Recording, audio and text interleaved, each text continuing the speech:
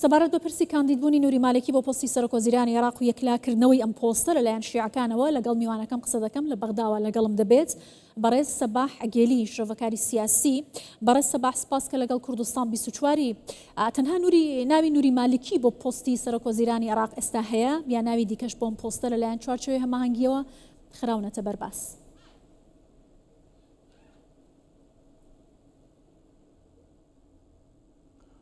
بسم الله الرحمن الرحیم. بەناوی خۆی بەخشندەی مهرەبان، سڵاو لە جەنابەت لە بینەرانی کوردستان 24 زۆر سوپاس.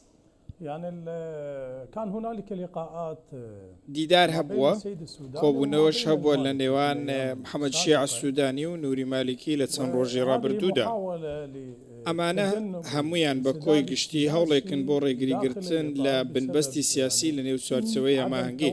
هۆکارەکەشی بۆ ئەوە دەگەڕێتەوە کە دیدگایەکی یەکگرتوو لە نێو چوارچەوەی هەماهەنگیدا نەبووە بەوەی کێ کاندیدی چوارچەوەی هەماهەنگیەوەتە تاکە کاندیدی چوارچەوەی هەماهەنگیە.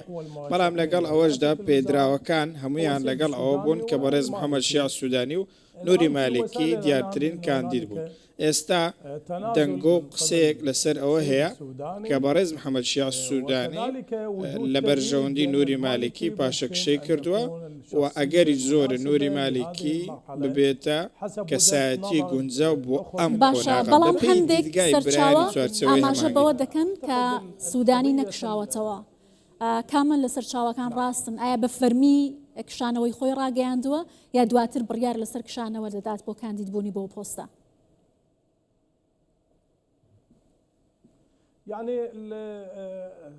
بابەتەکە بەم شێوەیە. بەڕێز محەممەد شیع سوودانی بەر لە هەموو شتێک کاندیدی چوارچێوەی هەماهەنگی نەبوو. چەند ناوێک هەبوون تاوتێ کراون. یەکێک لەو ناوانە محەممەد شیع سوودانی بووە، یەکێکیان نووری مالکی بووە. بەڵام ئەوە لە هیچ حاڵەتێکدا بە واتایە نایە کە سوودانی دەبێت بە سەرۆکوەزیران یان ناوێکی دیکە. تەنانەت ئەگەر بەڕێز محەممەد شیع سوودانی سازشیش بکە دەبێت ئەومان لە بەرچاو بێکە قۆناغێک ماوە. لەبەرەوەی قسەیەکیش هەبوو گوتراوە کە محەممەد شیع سوودانی سازشی نەکردو بەڵکو پاشەکشەی کردووە. ئەو پاشەکشەی محەممەد شیع سوودانی بۆتە هۆی ئەوەی کە با بڵێن نووری مالکی چانسی زیاتر بێت. بەڵام ئەمە بەو واتایە نایە کە کاندیدی فەرمی چوارچێوەی هەماهەنگی نووری مالکیە، لەبەرەوەی تا ئێستا چوارچێوەی هەماهەنگی بە فەرمی ئەم بابەتەی ڕانەگەاندووە. لەگەڵ ئەوەشدا واقعی سیاسی ئێستا لە نووری مالکی دوور دەکەوێتەوە، لەبەرەوەی قسە هەیە لەسەرەوەی ڤیتۆیەک لەلایەن ئەمریکا لەلایەن مەرجعەتی باڵای و مەرجعەتی باڵا و هەروەها تەنانەت دەگوترێ ڕەوتی نیشتیمانی شیعەش دژی ئەوەن کە بەڕێز نووری مالکی پۆستی سەرۆکوەزیران جارێکی دیکە وەربگرێتەوە. کەواتە بابەتی سازشکردن یاخود کشانەوە کاندیدکردنی نووری مالکی قسە لەسەرەوەش هەبوو کامە تاکتیکێکی سیاسیە لە هەموو دۆخێکدا، لەبەر ئەوەی نە سوودانی نە مالکی نابنە سەرۆکوەزیرانی داهاتووی عێراق و کەسێکی دیکە هەیە چانسی لەوان زیاتر بۆ ئەوەی باشە. ئەو کەسەکەیە بەڕێز ئەگێلی ئەکرێت ناوەکەمان پێ بڵێ و کەسەکەیە کە شانسی وەرگرتنی و پۆستەی هەیە؟ ما يعبر عنه مرشح التسوية بعيد عن السوداني والمالكي. نعم. بەڵێ باشە. ئەو ناوەی کە جەنابەت ئاماژەت پێکرد کە شانسی وەرگرتنی پۆستی سەرۆکوەزیرانی هەیە هەر لە چوارچێوەی هەماهەنگیە یا لایەنەکانی دیکەش لەسەری کۆکن؟ لە چ لایەنێکە کە شانسی وەرگرتنی و پۆستەی هەیە جەنابەت ئاماژەت پێکرد؟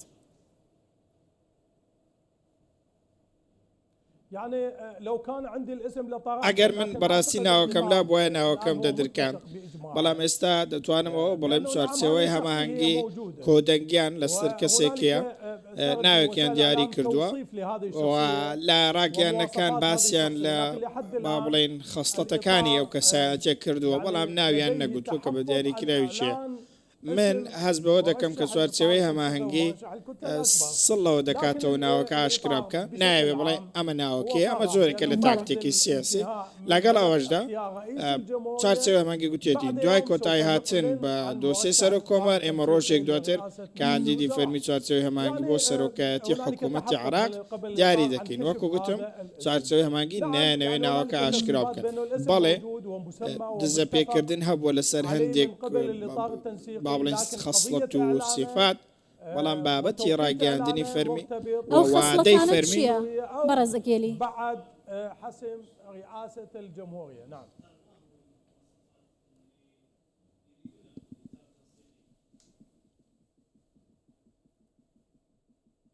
يعني المواصفات لا خاصته أو صفاتانەی کە داواکاری چوارچێوەی هەماهەنگیە بەشێکیان هەندێک صفتن کە دەبێت لە سەرۆکوەزیراندا هەبن لای سەرکردەکان چوارچێوەی هەماهەنگی. یەکێکیان زەمانەتە بەوەی کە نابێ ئەو کەسێ دەبێتە سەرۆکوەزیران حزب پێک بهێنێ و بەشداری هەڵبژاردننی دواتر بکە. واتە لە ئێستاوە کە دەبێت بە سەرۆکی حکوومەت نابێ حزب پێک بهێنێ و لە ئێستاوە نابێت کابینەیەکی دیکە یاخود ویلایەتێکی دیکە وەربگرێتەوە دووزار بێ بە سەرۆکوەزیران و هەندێک شتی دیکەشیان دیاری کردووە. بۆ نمونە یەکێک لەوانە کە دەکرێت چارچێوەی هەماهەنگی جەختی لێ بکاتەوە ئەو قبولکراوێتی نێوخۆی و دەرەکیە لەسەر ئاستی دەرەکی گرنگە ڕەزامەندی ئەمریکا و ئێران و وڵاتانی دراوسێ و وڵاتانی دیکەی لەسەر بێت و بە هەمان شێوە دەبێت لە نێوخۆی عێراقیشدا ناوێکی قبولکراو بێت فراکسیۆن و لایەنە سیاسی و حیزبەکان واتە نەکتەنیا شیعەکان بەڵکو کورد و سونەش بە هەمان شێوە دەبێت زۆرێک لە قبولکراوێتی لە بەرامبەر ئەو کەسە نیشان بدەن. ئەمانە و کۆمەڵی خاڵی دیکە دەتوانن بڵێن پێودانگن چوارچێوەی هەماهەنگی لەسەر شانی خۆی هەڵیگرتوون و دەبێت لە کەسایەتی داهاتوودا. زۆر باش ئاماژەت بە ڕەزامەندی نێودوڵەتی کرد. ئایا هیچ پەیامێک لە لایەنی نێودوڵەتیەوە بە چوارچێوەی هەماهەنگی گەیشتووە سەبارەت بە کاندیدێکی دیاریکراوە بۆ پۆستی سەرۆکوەزیرانی عێراق؟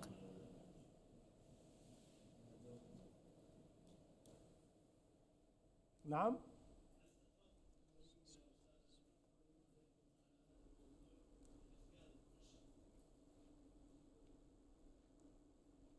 يعني لەسەر ئاستی نێودەوڵەتی وڵاتان بە فەرمی بۆ نمونە ئێران بە فەرمی ناڵێ کە من ئەم مەرجەم هەیە بەڵام چوارچێوەی هەماهەنگی لەگەڵ ئەوەدا خوێندنەوەی هەیە. خوێندنەوەکەیان چییە؟ دەڵێ دەبێ جۆرێک لە قبولکراوێتی هەبێ بۆیە چوارچێوەی هەماهەنگیش دەڵێ ئەگەر سەرۆکی حکوومەتی داهاتوو بێوێ سەرکەوتوو بێ دەبێ ئەو پەیوەندیانەی هەبێ لەسەر ئاستی دەرەوە پەیوەندی باشی هەبێ لەسەر ئاستی نێوخۆ بۆ ئەوەی سەرکەوتوو بێ لە کارەکەیدا. بۆیە یەکێک لە پایەسەرەکەکان ڕاستی و دروستی و پەیوەندی باشە لەگەڵ ئەو وڵاتانە. بە هەمان شێوە ویلایەتە یەکگرتووەکانی ئەمریکا بە فەرمی ناڵێ من ئەوەم دەوێت لە سەرۆکوەزیرانی داهاتووی عێراق بەڵام هەندێک پێوەری داناوە هەندێک خەسڵەتی داناوە بە هەمان شێوە دەڵێت دەبێت لە کەسایەتی سەرۆکوەزیرانی داهاتووی عێراقدا هەبێت. یەکێکیانەوەیە پەیوەندێکی باشی لەگەڵ ویلایەتە یەکگرتووەکانی ئەمریکادا هەبێت. ئەمەش بە هەمان شێوە یەکێک لە پایەکانی سەرکەوتنی ئەو کەسایەتیە لەبەرەوەی دەبێت لە بەرچاومە تاکو ئێستاش ئەمریکا پشتیوانی پرۆسەی دیموکراتی دەکاتەوە پێی وایە کاریگەریشی هەیە لەسەر ئەو پرۆژێ بۆیە شتێکی سروشتیە کە بەشێک بێت لە باوەڕی ویلایەتە یەکگرتووەکانی ئەمریکا بەوەی دەبێت ئەم کەسایەتی زۆر سپاس دەکەم بەڕێز سەباح گێلی شتۆڤەکاری سیاسی لە بەغداوە لەگەڵم. سپاس.